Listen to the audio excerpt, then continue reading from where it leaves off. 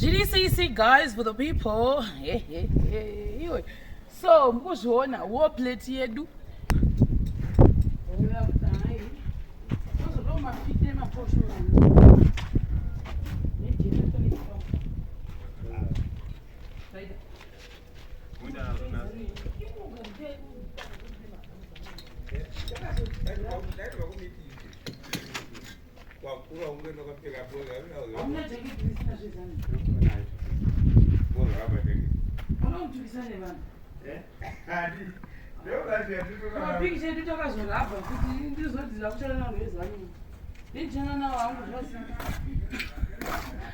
Saka manje ni nasi vauya tikati chiyembotitorerawo maquotation sei panapa because their work is fantabulous, it's out of this world. So now vangu vachita measurements ese. So it is the reason why ndichida kuti ndiuye nawo, it's because pane mamwe madoors emukati ane maslide auda ma-aluminium. Then also ndada so ndiri munhu anoda kuhwisisa, ndofunga vanozvisiva ndoda kuhwisai, ndikanasakuhwisai nyaya yacho haiperi. Saka ini ndo zvandichinyanzoda kuti ndiite. So zuro paka pane maplumbers vanakosa kuzosvika in time ndatachega tesei tozoenda nani nava ma-aluminium. Asi simbi dzamukuona idzi dzakagadzirwa papa toda kusvika chidesign chepadheka papa. Saka kwese ukukuku vavachimezha. Saka muchimbotiudza mune matype akaita sei ema-aluminium? Isusu kwa-aluminium tinoshanda neanonzi ma-casement windows. Toita ma-shop front casement windows. Kana tichiti ma-shop front casement windows toitaura ma-window ekuti kana ragadzirwa riri mu-casement profile rinozondopinzwa shop front profile. Uyezve tinenge tichishandira macolors akatifanana newood finish, white, charcoal grey, bronze nesilver. Esa tinomaita silver ndiye toti natural. Monoziva manonzi natural ndiye toti natural. Nemacolors yachiwa maglass nematype ese from euro grey, silver grey, stain, laminated, clear laminated, float, obscure, any type of glass amunoda. No supply my glass as well. Yet no panapa chata mwana ngatenga chisa anonzi ma galaxy doors. Galaxy. Not my heavy duty material ari kutonga ke zvino munyu. Wow. Asiyana nemapasho aya kuti kaduka sliding kaneswa ma offices. Isa atigadzire izvo. Kamire ndinoda kuti vhiringidza nematerms. Galaxy kuti kusimbi yakasimba. Isimbi yakasimba it's a heavy duty material inoshanda. Wokote kuti type yekuvhura. Magalaxy anenge ari ma-sliders. Uye pafront door apo tichavaisira toti pivot door kuti richivhura. Yatimboona. Kufront uku. Wazi kufront ndo pasataziva kuti iye client yedu anoda kuti so panapa.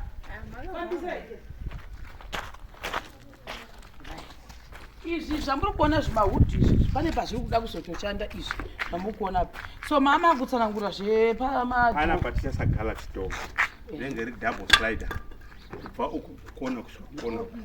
Pana panenge pane fix uku kune fix aya anosangana pakati ana chislider wokuti unovhura kuwovhura uko hauvhuri kudaiwo. So posha mapesa unogona kuvhura 1 renda wovhura 1 posa pasara pari open. Ndoro anoti galaxy double slider rero munenge muri mumba munobva maita light yakakwana. Pana pado patichasarira tinoti pivot. Pivot door idor rinoswinga kana wakavhara rinovhara rese, kana richivhura rinovhura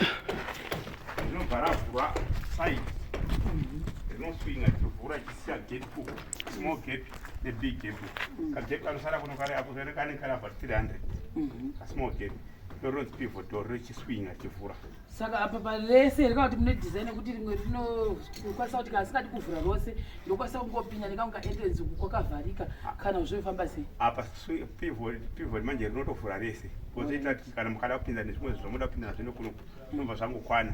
Hapana pamwe hausi kuda kuvhura double galaxy door iri unoda kuvhura panapa zvangu zvinopinda zvichikwana zvese panapa. Kureva kuti client yedu inofanira kuti pama-options ekuti ada kusarire wood here kana kuti re-aluminium. Pa-aluminium kuti pane yatoti wood finish. Yakaita kunge wood yeye. Ndakaiona zveshuwa mukotumira mapicture. Yakaita wood finish yekuti kana muchida sai vanhu vanogona kufunga kuti wood but chitwa chi aluminium. Riri type redhora chero. Type redhora. Rakaitore aluminium. Saka iwayo but takumatasa thikini kusimba kwawo kuti uise iroro reapapa rewood kana kuti risiri realuminium zvinoita difference ipi?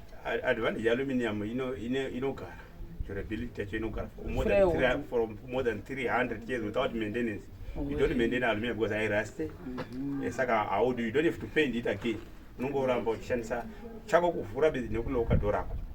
Koma mwati kamboona ningani mabutton anopreswa kudai senge kuchina munoita inozoiswa afterwards kana munhu ari kumena ndori kudakisa mabutton. My electronics anozoiswa afterwards. Kana munhu akatoda kuiswa anongoiswa inofuta again. Alright. Oh, zvese zvizvo zvine muchizviita. Zvese zvinozviita. Totopresa nechigumwe changu. Unopresa nechigumwe chako. Kazi yendo racho ndakazviona zvemachina kai. Saka esa yamatorova. Measurement atora ese. Ko aya nachiti 2, I think it's 2 or 3 remawindi angachidza noanda kuti kuwedzerwa 2. Mawindi ekuita matora ese. Tawedzera 3 cost, tawedzera pane 3 cost rokubviswa. Tawedzera mani measurement acho. Saka guys ndizvozvo techingombira kuti client anoti ada kuti kudii, but izvi ndo zviripo for the meantime. Chiva chiti aluminium kumafambisa sei? Saka rakaita sei iroro mune makuri designer sei? Because hapasi kuzapila pakati rakangodai rinotoenda rakadaro kana uchivhura nokupresa button ichitovhura resi. Wopresa button? Resi. Rinofamba rega? Rega. Kana pava nemagetsi, kana pasina magetsi munoshandisa battery. Kana masola rinofura backup battery kuti kana kusina magetsi kana pasina magetsi panapa rinovhura rega. Worosana nemasola? Kushanda nebettery. Haridyi moto? Haridyi moto. Haridyi moto. So imbomezha yapo in case kana client akandosvida. Okay, ndichakutobera futi measurements acho. Alright. Zvinenge zvakaikira. Saka rese rinofara kuvhurika rese ka1 kana kuti. Kuvhurika ka1 rese. Unovharika futi ka1. Unovharika ka1 rese. Ko manje ma-threads acho nazo asi tiundo zvairwa nawacho kuti pandoda arivhuriki nemanyuwa kudai. Rinogona kuvhurwa nemanyuwa but rinenge ribit heavy. Saka remote ndo unogona kuvhura neremote. Alright. Saka papa kuti kana pasina magetsi unongoshanda battery rokudi. Saka zvorera battery kana kune magetsi rinochaja rega. Kana magetsi pasina ndorama kushandisa. Get racho rechochaja. Rinochaja rega. Kana pasina magetsi unoshandisa battery yari kuti battery resola. Because kunongomemba kusekwani magetsi vanoshandisa masola. Saka munongogara makonekta nesola. Zvinobva zvatokonekta ipapo. Wow. Okay, tozonzwa neclient yacho kuti arikuda zvipi. Ingogara imapamesha. Tozonzwa kuti anozvida yakati azvidi. Then tomutumira zvinhu zvacho zvese. Communicate. Saka guys, for the people, mukuona kuside measure yenyu iri muchipesa. Ndakuwaradza mukati uya iwe chiboya mukati kwa chipesa. Mozvioneni? Ndiri sei kumachinda. Kakuri ndinotinde. Asi welenza unambondiudza ndasilima here. Ndoza ndaida tozotaura. Kana kuti ihembe yamakapfeka. Kuti hembe kuti yakanya kufara saka dumba risooneka. Iwe tareona usita zvokuseka wawo. Kaina akuchisini. Kuchisini. Kubadziwa nekudhata uchitiudza kuti hembe ito. Kaina musisina. Vanhu vane godo. Ndakambozvireva zviya kuti vanhu vane godo vanonetsa. Izvi munhu unokona kundipresa. Kuzvisvina kwandakaita, kuzvisvina kumunya munya. Zviyafuna kuti mbona musazvo. Come here. So these things are going to work. Mukati muzasumu. Saka zvichotobosara zvakatombodero ichi. Totobosara chakadero chichimini ichi. Right. Let's go. But my vunzo, ibone maroom mangani. Ine maroom guys. Yakanaka muchaiona zveipaita ruko muchanzwa muchabuda rute iri ndiri kubuda rute ndiri pano kokuzoti pari kuona. Saka meso mapinki zviri kuonekwa kuti madii masimba. Kana imba yapera inenge yabuda zvakanaka. Wapo wakazochikoninya kudai zvakabuda zvakanaka. Easier that way. Zvakanaka.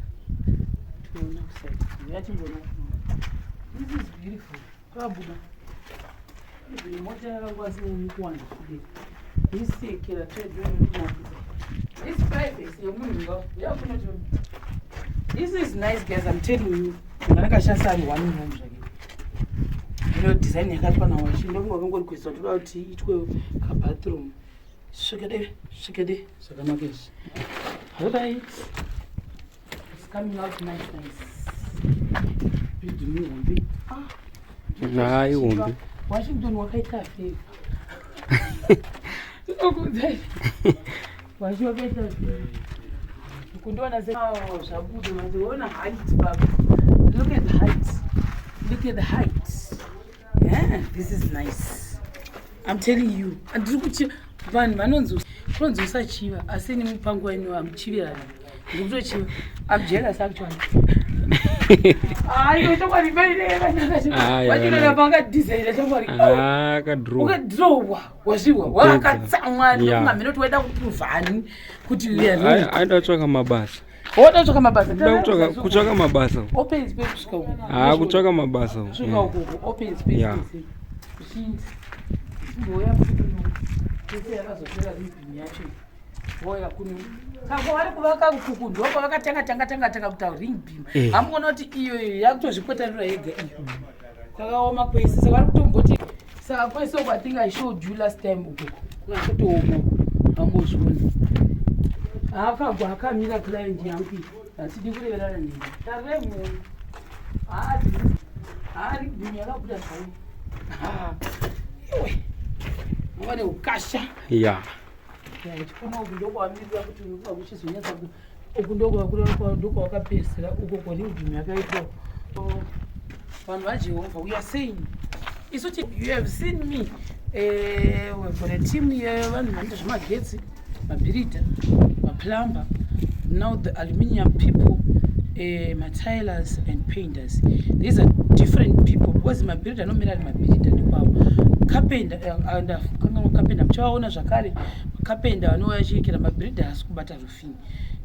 Guys patakatanga zvinhu tasata nyatsa kuziva kunotoza munhu ngamire nebasa rake raakatinira saka from here carpenter uchauya from carpenter muchaona vana plumber vachauya vachisa zveplumbing vamagetsi vachiuya futi zvivachidzoka from there potwawo beam filling whatever potanga kuplastiwa from plastering bara floor oiswa kana aiswa then vama-aluminium vachauyawo zvakare vama-tiles vachauyawo zvakare stage by stage zvinoita chete.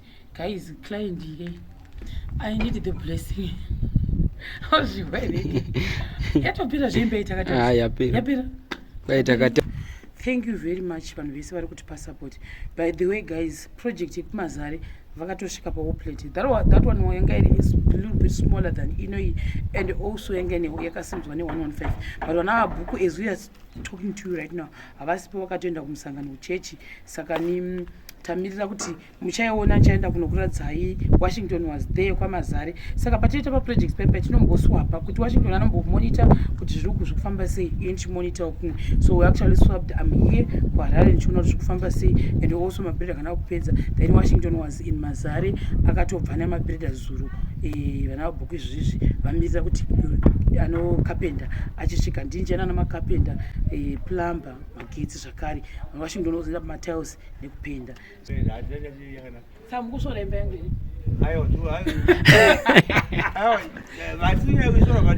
yavinozokundwa inei yakatokundwa zvayo saka iri bhose kurubheni ndichada ndisikuzva ndichadzoka sande kacherazi ndambotora majenataneki saka andisuzati ine petro yakangwana mungoza mota tindirazvo inoda kuti ndinoda unoshanda zvonoshandiswa nani pamuridzi ndiri kuno aiwa kumvurwa musi kuinda zvipo like I said tiri kuti tipei mabasa tiripo we are here for you. We'll come there wherever you call us. We will come. I'm also not that when I say because I think like I mentioned previously, the company is growing. We are also building different teams, builders. Right now, this month here, August, I think it's 2 more bookings. August, September, we are not yet sure. But I'm saying, you can come better in advance so that in the gods is even vangu. You got the shasha tsingagadzwa basi because vanhu vazhinji vanenge kusvika ndichigara imba yangu then you woti aiwa ndingonika ndakuudza nhasi just let me know maybe 2 weeks before 3 weeks before ndo prepare team dzangu dzinenge dzakanatsa kusimba simba vana sekuti Ben ndakatovabhuka somewhere kutaura kwandikuita kuno is going somewhere pabooking yake then booking imwe yemusi wemande muchaonawo futi a new set of team hanozvona saka thank you guys, bye bye.